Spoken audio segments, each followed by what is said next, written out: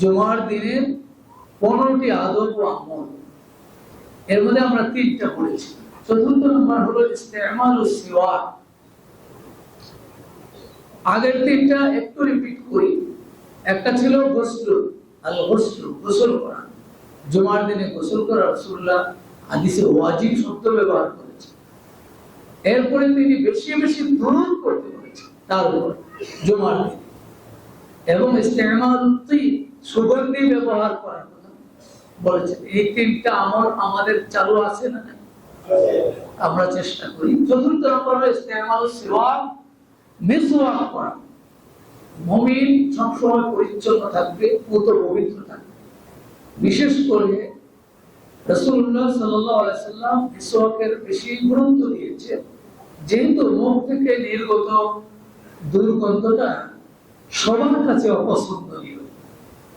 যার থেকে বেরোয় তারও অপছন্দনীয়, আশেপাশে যারা থাকে তারাও। ইয়াতাআযযা বিহিল মালায়েকা হাদিসে আছে, আমাদের সাথে থাকা ফেরেশতারাও এটাকে অপছন্দ করে, খুব কষ্ট পায়। এই জন্য রাসূলুল্লাহ এত বেশি গুরুত্ব দিয়েছেন মিসওয়াকে।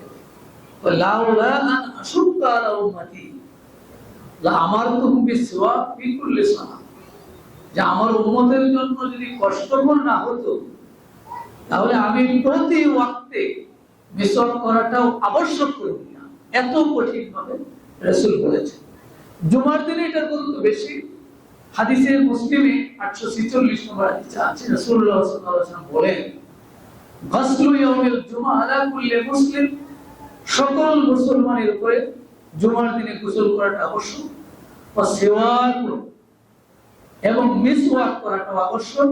ওয়া ইয়ামাসসু মিনাত তিব মা কাদারা আলাইহি, যতটুকু সম্ভব সামর্থ্য অনুযায়ী সুগন্ধি ব্যবহার করে। এই হাদিসে মিসওয়াকটাও নিয়ে আসা হয়েছে। 5 নম্বর হলো লাবসু আজমালিস সিয়াব, সুন্দর পোশাক পরিধান করা। আলহামদুলিল্লাহ বলে রাসূল আল্লাহ তাআলা কোরআন কারীমে বলেছেন, খুযু যিনাতাকুম ইনদা কুল্লি মাসজিদ, তোমরা যখন মসজিদে আসো, নামাজে আসো, তখন তোমরা জিনাত গ্রহণ করো। জিনাত শব্দ কোরআনের আয়াতে আছে।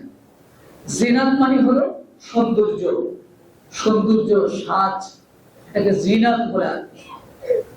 নামাজে আসার ক্ষেত্রে আল্লাহ তাআলা বলছেন, তোমার সৌন্দর্য গ্রহণ করে আসো। তোমার দৃষ্টিতে যতগুলি পোশাক তোমার আছে, সবচেয়ে সেরা পোশাকটা, পছন্দনীয় এবং উত্তম সুন্দর ভালো পোশাকটা পরে আসার জন্য আল্লাহ বলছেন।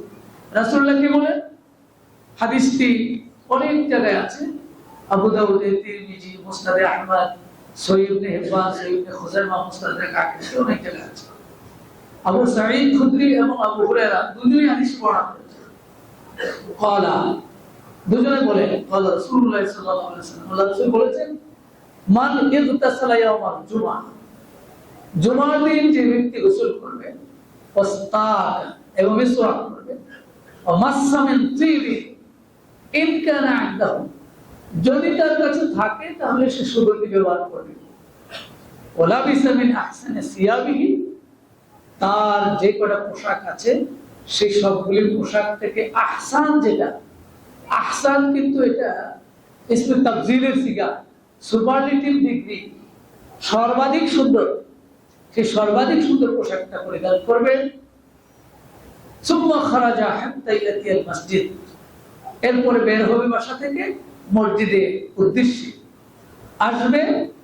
ফালাম ইয়াতাখাত্তা রিকাবান নাস, গুরুত্বপূর্ণ পয়েন্ট, মানুষের ঘাড় ডিঙ্গিয়ে আসবে না। গার্ডিংয়ের ব্যাখ্যা গত সপ্তাহে আসছে। গার্ডিংয়ের ব্যাখ্যা কি? পিছনে এসে পরে এসে একবারে সবাই করে সামনে আসে, এটা গার্ডিংয়ের শুরু করছে। এরকম করবে না।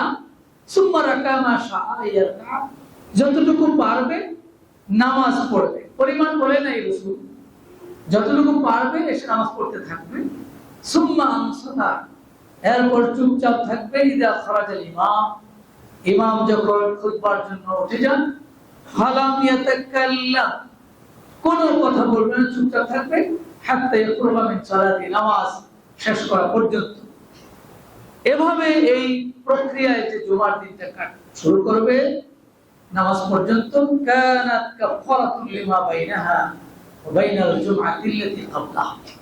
রাসূল বলেন এই ব্যক্তির এই বর্তমান জুমা এবং আগের জুমার মাঝখানে যত গুনাহ হয়েছে সবগুলি গুনার জন্য এই কাজগুলি কাফারা হয়ে যাবে। সুবহানাল্লাহ।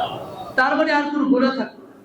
এই প্রক্রিয়া যদি কেউ কাজটা করে জুমার দিনে, তাহলে সে গুনাহ মুক্ত হয়ে গেল। এটা হলো এর মধ্যে সুন্দর পোশাক পরিধান করা, এটাও অন্যতম একটি আমল। এরপরে হলো আত-তাবকির ইলাল মসজিদ। 6 নম্বর, আগে আগে মসজিদে যাওয়া। এটা কোরআনুল কারীমের সূরা জুমা তো আপনারা জেনেছেন, সেখানে আল্লাহ বলছেন ইযা নুদিয়া লিস-সালাতি মিন ইয়াউমিল জুমআ ফাসআউ ইলা যিকরিল্লাহ। জুমার দিন আজান হলে তোমরা দ্রুততার সাথে সব কাজ রেখে দিয়ে, ওয়াজারুল বাই, কায়কারবার সব রেখে দিয়ে শুধু জুমাকে দিয়ে তোমার প্রস্তুতি হবে। আজান হয়ে গেলে প্রিপারেশনটা হবে জুমাকে সব বাদ। এখন আল্লাহ বেচা কেনার কথা বলছেন বাদ, বেচা কেনা ছাড়া অন্যগুলিও বাদ। তাফসীরে এসেছে বেচা কেনা তো মৌলিক, কারণ এটা আয়াত নাজিলের প্রেক্ষাপটে আমরা বলেছিলাম যে বেচা কেনার জন্য সাহাবায়ে কেরাম রাসূলকে রেখে তারা কুমকা কয়মা কোরআন শরীফে আছে, রাসূল দাঁড়ানো খুতবা দিচ্ছেন আর সাহাবারা এদিকে উঠে ব্যবসায়িক কাফেলা গিয়ে কেনাকাটা শুরু করে দিয়েছে। আল্লাহ শেষ পর্যন্ত আয়াত নাজিল করে দিয়েছে। এই জন্য ব্যবসা করা একা, কিন্তু ব্যবসা ছাড়াও যে কোনো কাজ আজান হয়ে গেলে জুমার দিনে রেখে জারুল হয়ে যেহেতু আল্লাহ ছেড়ে দেওয়া, ছেড়ে দিয়ে দেওয়া। এখানে যে আগে আগে আসবে তার জন্য স্পেশাল সওয়াব আছে। রাসূলুল্লাহ সাল্লাল্লাহু আলাইহি ওয়াসাল্লাম বলেছেন, হাদিসটি আবু হুরায়রা বর্ণনা করেছেন, বুখারী 821, মুসলিম 2001, দুই জায়গায় হাদিসটি আছে। রাসূলুল্লাহ সাল্লাল্লাহু আলাইহি ওয়াসাল্লাম বলেন, মান ইত্তাসালা ইয়াউমাল জুমআ গুসলাল জানাব, যে ব্যক্তি জুমার দিন গোসল করবে নাপাকের গোসলের মতো, একটা পরিচ্ছন্ন গোসল, ভালোভাবে গোসল করে, নাকে পানি দেওয়া, তারপরে ভালো করে গড়গড়া করা, গোটা শরীরে পানি পৌঁছানো। এই জন্য এখানে জানাবাতের গোসলের কথা বলা হয়েছে, অর্থাৎ পরিষ্কার ভাবে সুন্দরভাবে গোসল করবে। সুম্মা রাহা ফিস-সাআ আল-উলা, এরপর মসজিদে চলে আসবে প্রথম সময়। 1 নম্বরে আসবে এরকম বলা হয়নি, বলা হয়েছে প্রথম সময়, সাআ আল-উলা, প্রথম সময় মসজিদে আসবেন। ফাকান্নামা কাররাবা বাদানাতান, সে যেন আল্লাহর রাস্তায় একটি উট দান করে দিল। সুবহানাল্লাহ। কত দাম ওঠে? 1000 না 2000? লাখের উপরে। তাহলে আপনি আল্লাহর এই নির্দেশে জুমার দিনে একটু আগে আসবেন, প্রথম টাইমে ফার্স্টের দিকে আসা যায়, একটি উট আল্লাহর রাস্তায় দান করার সওয়াব দান করে। সুবহানাল্লাহ।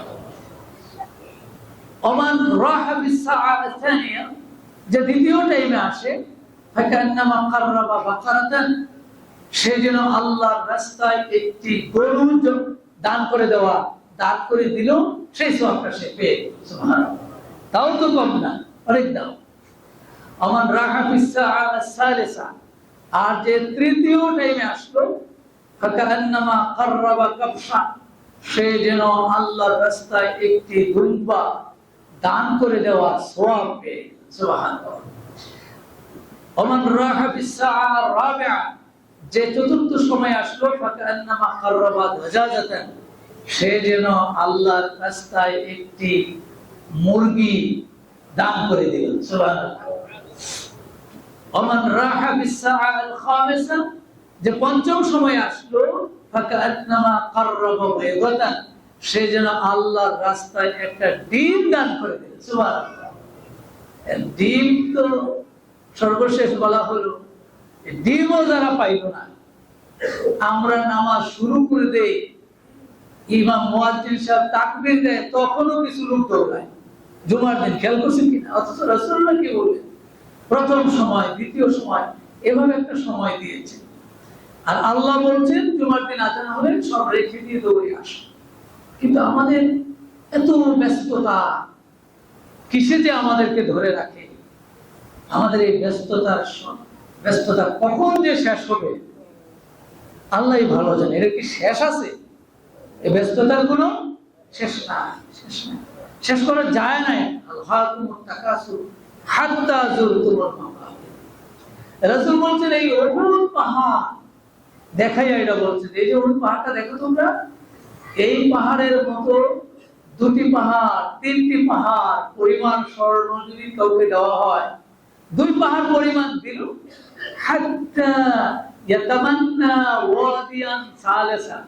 রাসূল বলে এই দুই পাহাড় হওয়ার পরে শেষ হলে বলবে আরে আরেকটা পাহাড় পরিমাণ স্বর্ণ যাবে না। রাসূল বলছেন তার মানে মানুষের কি স্বভাব, শেষ হবে না, শেষ হবে না, যেহেতু শেষই হবে না তাহলে আমি এগুলো চলবে। আল্লাহ যখন ডাক দিয়ে ফেললেন জুমার দিনে, একটু সিদ্ধান্ত নিলে, ইচ্ছাটা করলে পারা যায়। মানুষ পারে না এমন খুব বেশি নাই, ইচ্ছা করলে পারা যায়, ইচ্ছা না করলে তো পারা যাবে। আল্লাহ আমাদের তৌফিক দান করুন বলে আমিন।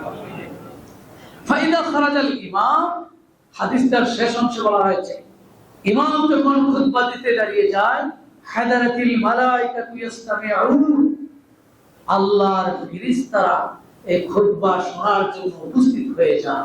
সুবহানাল্লাহ। ফেরেশতারা খুতবা শুনতে আসে আর মুসল্লিরা ঘুমায়, আছে না নাই? আমাদের মুসল্লিও আছে খুব নিরিবিলি, একবার নিরিবিলি ঘুমায়, কারণ এখানে ডিস্টার্বের সুযোগ নেই। বাসা বাড়িতে যাই জামানা ডিস্টার্ব হয়, এটা হুজুর খুতবা দিচ্ছে, ফেরেশতারা শুনতেছে আর আমার মুসল্লিরা ঘুমায়। হুজুর আপনি চালান, আমরা এই ফাঁকে একটু আল্লাহ হেদায়েত দান করুক বলে আমিন।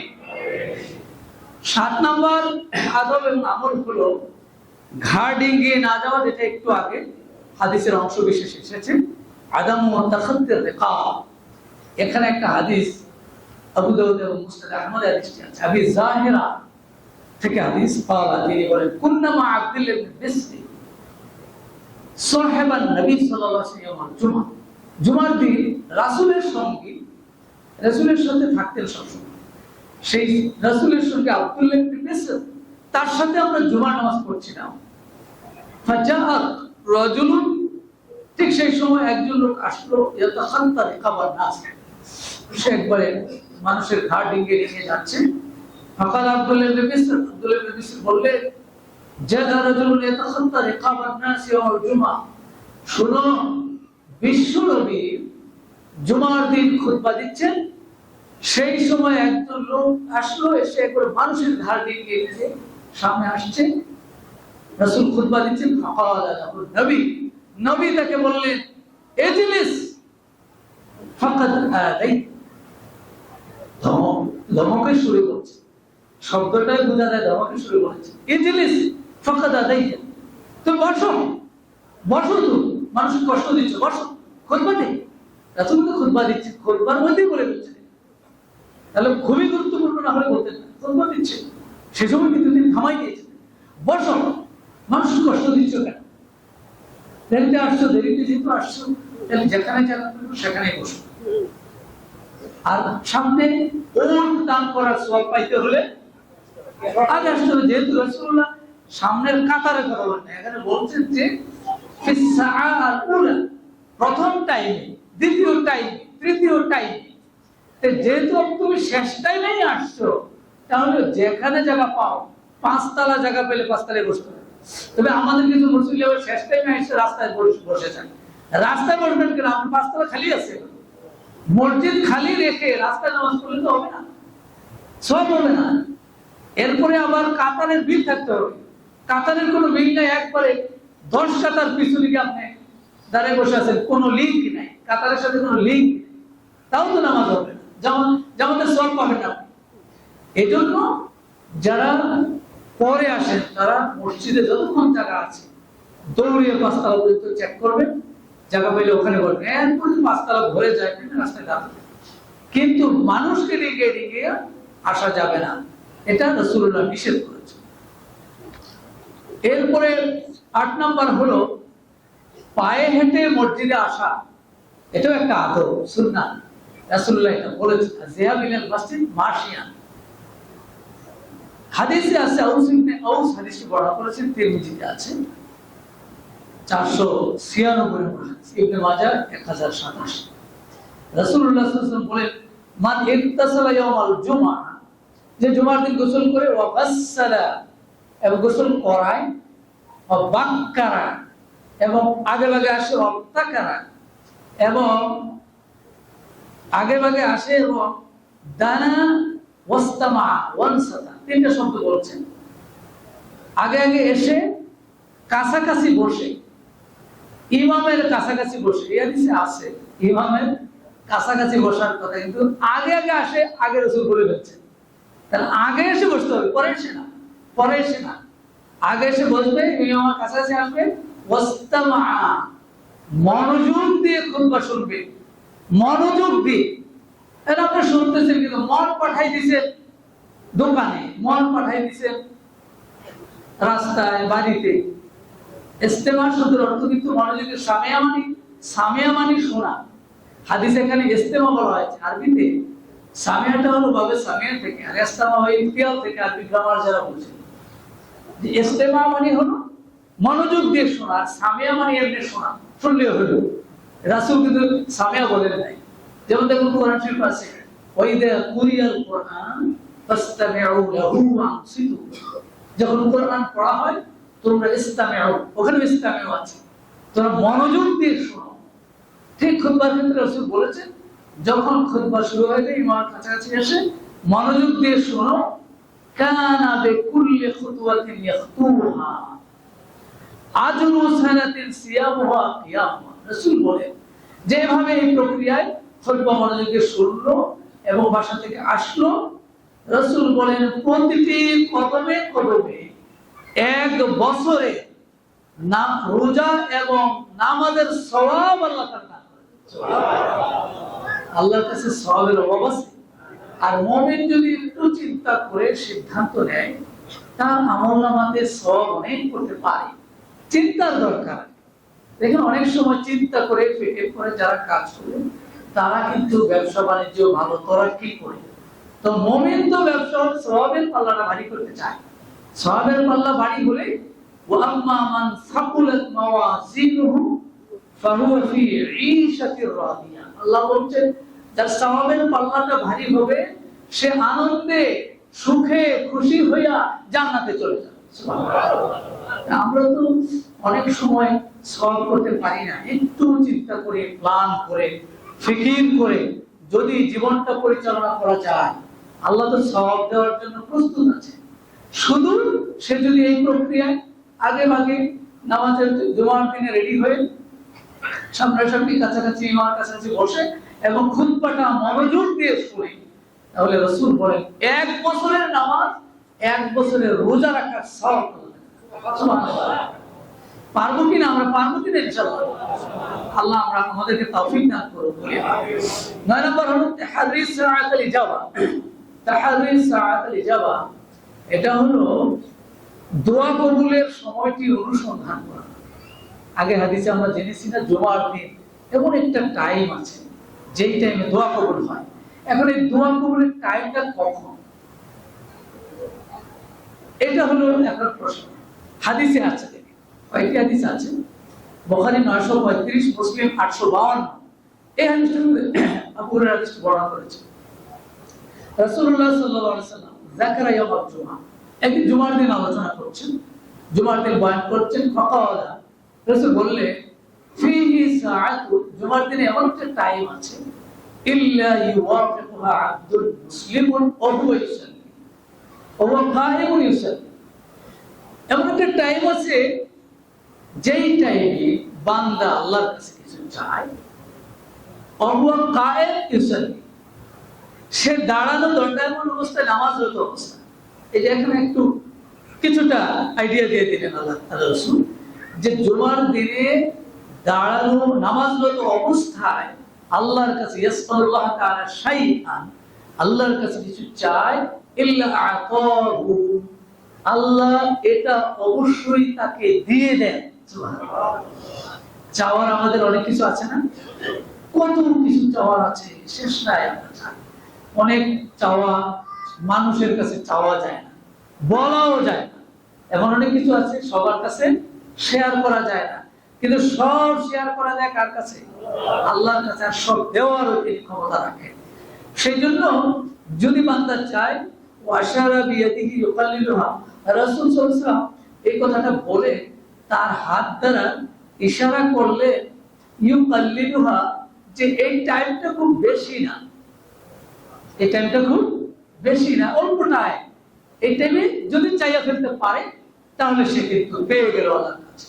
যা চাওয়ার সে চেয়ে ফেলতে পারে, আল্লাহ তাআলা তাকে এটা দান করে। আরেকটা হাদিস আছে আবু হুরায়রা হাদিস, এটাও আবু হুরায়রা বর্ণনা করেছেন।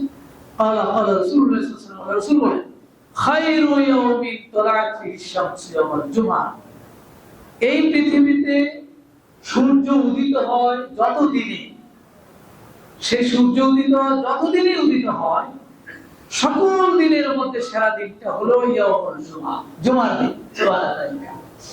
ফি খুলিকা আদম, এদিনে আদমকে সৃষ্টি করা হয়েছে। অফিহি উদখিলাল জান্নাহ, জান্নাতে থেকে প্রবেশ করানো হয়েছে। অফিহি উখরিজা মিনহা, এবং জান্নাত থেকে বের করে দেওয়া হয়েছে। ওয়ালা তাকুমুস সাআ ইল্লা ফি ইয়াউমিল জুমআহ, কিয়ামত সংঘটিত হবে না জুমার দিন ছাড়া। তাহলে কিয়ামত হবে কবে? জুমার দিন। কোন বছরে? 26 না 27? সাল বলা হয় না, এটাকে অনেকে সাল বলে দেয়। এটা এভাবে বলা কঠিন।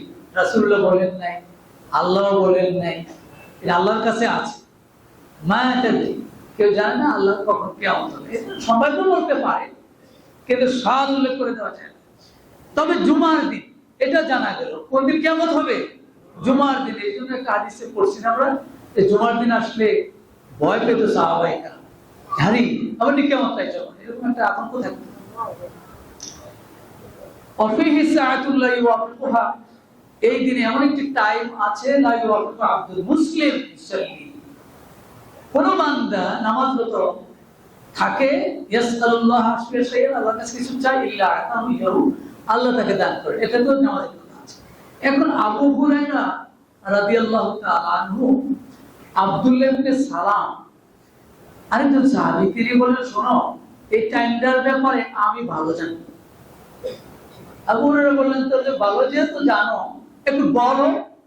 তখন আব্দুল্লাহ ইবনে সালাম বললেন হিয়া বা'দাল আসরি লা তাগরুবাশ শামস, আসরের পরে সূর্যটা ডুবার আগ পর্যন্ত যে টাইমটা জুমার দিন, এই টাইমটা একটা গুরুত্বপূর্ণ টাইম, আল্লাহর কাছে চাইলে আল্লাহ তাআলা দান করেন।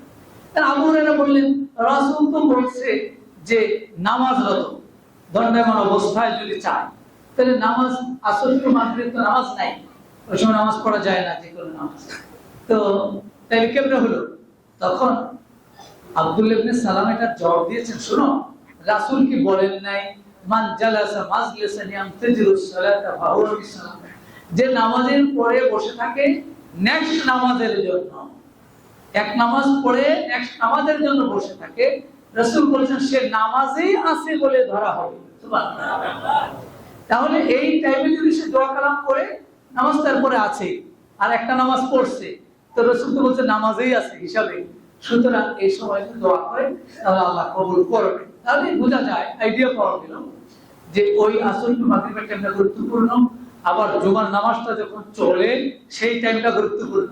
যখন নামাজটা শুরু হয়ে গেল, ফরজ শুরু হয়ে গেল, অথবা ফরজের আগে যখন আজান হয়ে যায়, জুমার টাইম শুরু হয়ে গেল, আপনি যদি দৌড়ে মসজিদ চলে আসতে পারেন, মসজিদে এসে আপনি নামাজ কালাম করতে থাকেন, আর মনের কথাগুলো সব বললেন।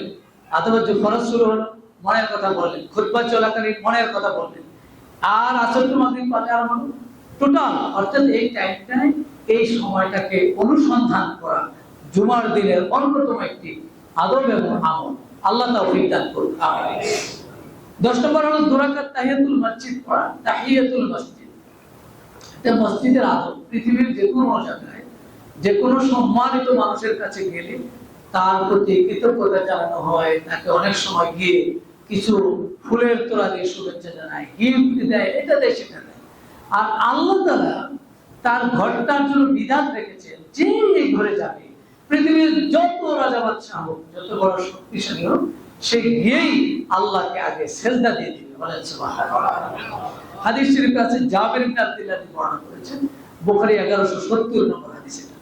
রাসূল বলেন আল্লাহ রাসূলুল্লাহ সাল্লাল্লাহু আলাইহি ওয়াসাল্লাম ওয়া হুয়া ইয়াখতুবু, রাসূল একদিন বললেন, তিনি খুতবা দিচ্ছেন, জুমার খুতবা দিচ্ছেন, সেই সময় বললেন ইজা জা আহাদুকুম, তোমাদের কেউ যখন আসবে, ওয়াল ইমামু ইয়াখতুবু, ইমাম খুতবা দিচ্ছেন, আও কাদ খারাজা, অথবা খুতবা দেওয়ার জন্য রেডি হয়েছে, ফালিউসাল্লি রাকাতাইন, সে যেন 2 রাকাত নামাজ পড়ে নেয়। দেখেন কত গুরুত্বপূর্ণ এটা, খুতবাটাও কিন্তু গুরুত্বপূর্ণ, কিন্তু মসজিদে আসার কারণে সে রাসূল বলছেন তুমি 2 রাকাত নামাজ পড়ে নাও, এসেই 2 রাকাত নামাজ পড়ো, এটা অত্যন্ত গুরুত্বপূর্ণ। আর এটা জুমার দিন। আর জুমা ছাড়াও যে কোনো সময় মসজিদে আসলে ইজা দাখালা আহাদুকুম আল মাসজিদা, এটা বুখারীতে আছে, ইজা দাখালা আহাদুকুম আল মাসজিদা ফালিউসাল্লি রাকাতাইন ফালা ইয়াজলিস হাত্তা ইউসাল্লি রাকাতাইন, তোমাদের কেউ যখন মসজিদে ঢুকবে সে যেন না বসে, রাসূল নিষেধ করেছে, সে যেন না বসে 2 রাকাত নামাজ না পড়ে। যখন নামাজ পড়বে আল্লাহকে সিজদা দিবে, আল্লাহর ঘরে বসবে, বসার একটা আদব আছে। আল্লাহর ঘরে ঢুকলো আর বসে বসে মোবাইল আছে না নাই? আইয়া বসে বাইরে টাইম পায় না, গাড়ি ঘোড়ার ঝামেলা, মসজিদে এসে বসে নিরিবি মোবাইল শুরু, এটা আল্লাহর ঘরের সাথে বেয়াদবি কাজ। আগে 2 রাকাত নামাজ পড়তে হবে, সিজদা দিতে হবে। 11 নম্বর হলো আল ইমসাক ইলাল খুতবা, যেটা একটু আগেও গিয়েছে, খুতবা চলাকালীন চুপ থাকা। এর খুতবা চলাকালীন যদি ঘুমাই থাকেন তাহলে এটা তো চুপ থাকাই হলো, আমি ঘুমাইয়ে গেছি বস, পুরো চুপ, জায়েজ হবে না, এটা বড় বেয়াদবি হবে। রাসূলুল্লাহ সাল্লাল্লাহু আলাইহি ওয়াসাল্লাম বলেছেন, বুখারীতে হাদিস আছে, এটা 934, মুসলিম 1918, 2 জায়গায় আছে, ইজা ক্বালা রাজুল লিসাহিবি ইয়াউমাল জুমআ ওয়াল ইমাম ইয়াখতুবু আনসিত ফাকাদ লাগা, রাসূল বলেন কোন ব্যক্তি যদি ইমামের খুতবা চলাকালীন আরেকজনকে বলে চুপ থাকো, ফাকাদ লাগা, রাসূল এটাও সে একটা অপরাধ করবে। দেখছেন, আমি চুপ থাকো এটা বলা যাবে না, আওয়াজ হবে যে আরেকজন কথা বলছে তাকে চুপ থাকো এটাও বলা যাবে না, তার মানে কি পরিমাণ চুপ, চুপচাপ করে খুতবা শুনতে হবে, এটা রাসূলুল্লাহ সাল্লাল্লাহু আলাইহি ওয়াসাল্লাম স্পষ্ট করে বলেছেন, বুখারী মুসলিম। এরপরে কিরাআতুস সূরাতুল কাহফ, 12 নম্বর হলো সূরা কাহফ তিলাওয়াত করা। এটা জুমার দিনের অন্যতম একটি আমল।